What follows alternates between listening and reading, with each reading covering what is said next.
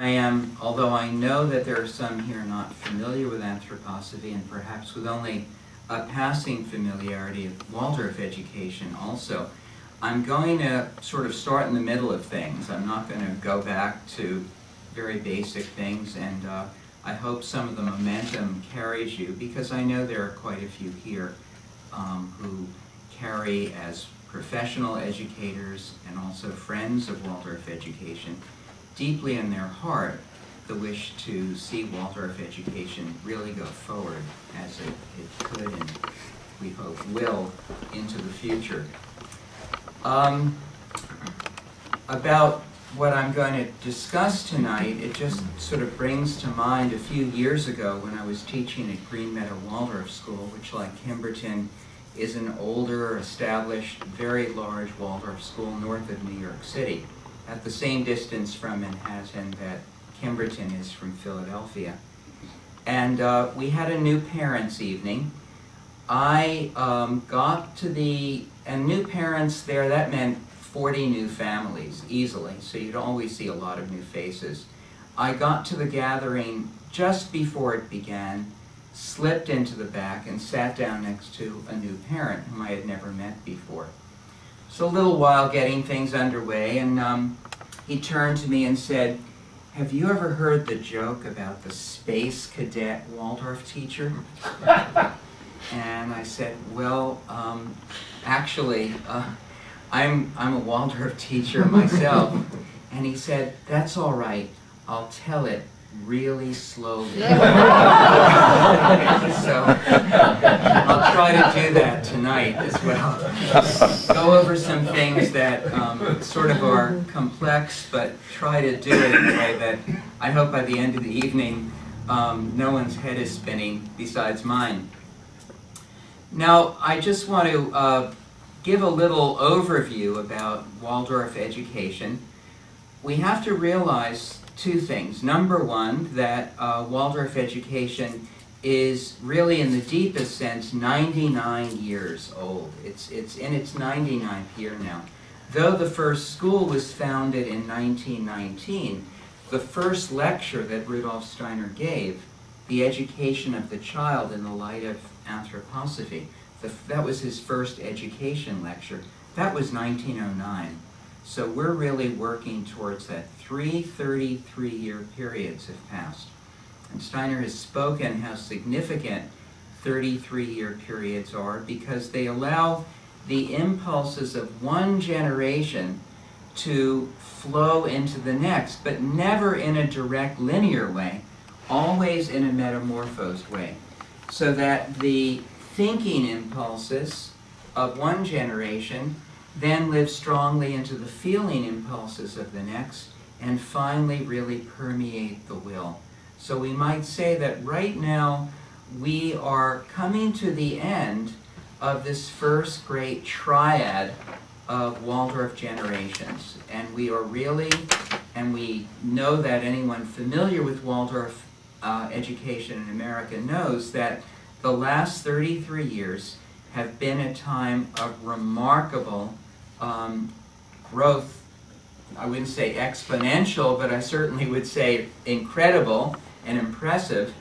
Double the number of schools every 10 years. So for 3 decades, the number of Waldorf schools has doubled in each decade.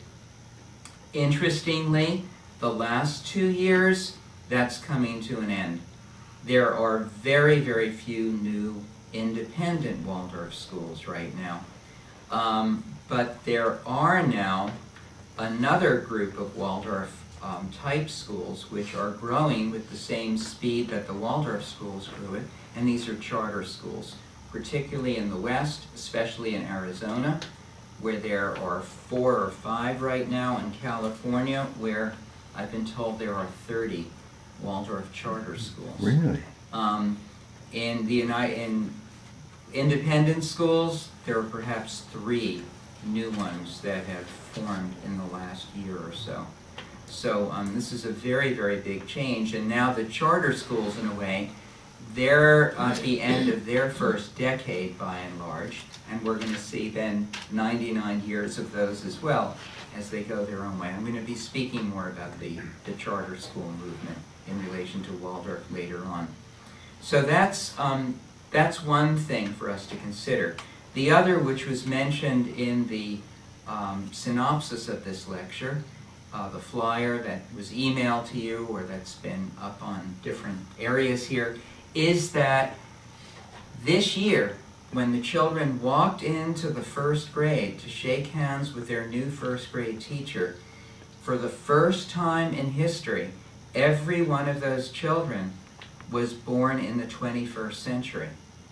That is to say, the third millennium.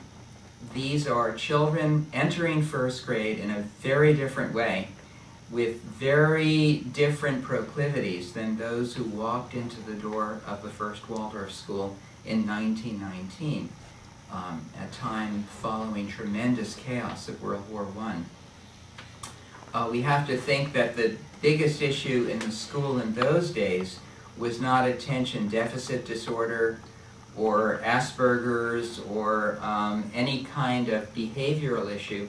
It was basically malnutrition.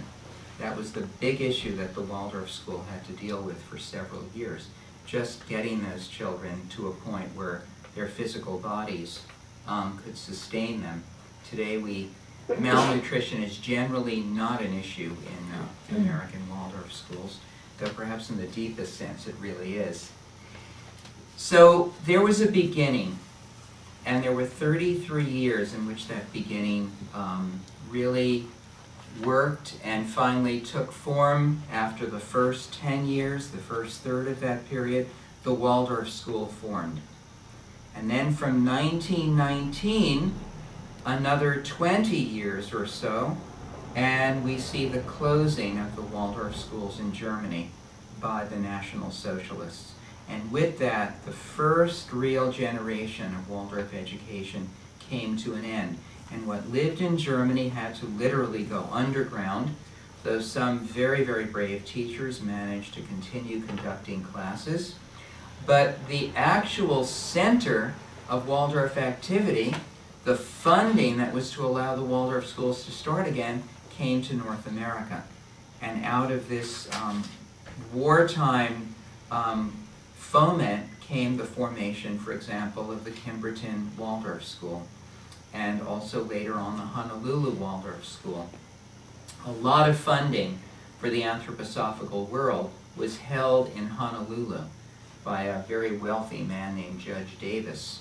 So everything sort of moved over, went dormant, seed-like, and then was ready to flower as soon as the Allies started to open the first Waldorf schools again in Germany. And then we have sort of a second generation and then the third generation in which both the United States in particular and the developing world start to take up Waldorf education and make it grow and grow and grow.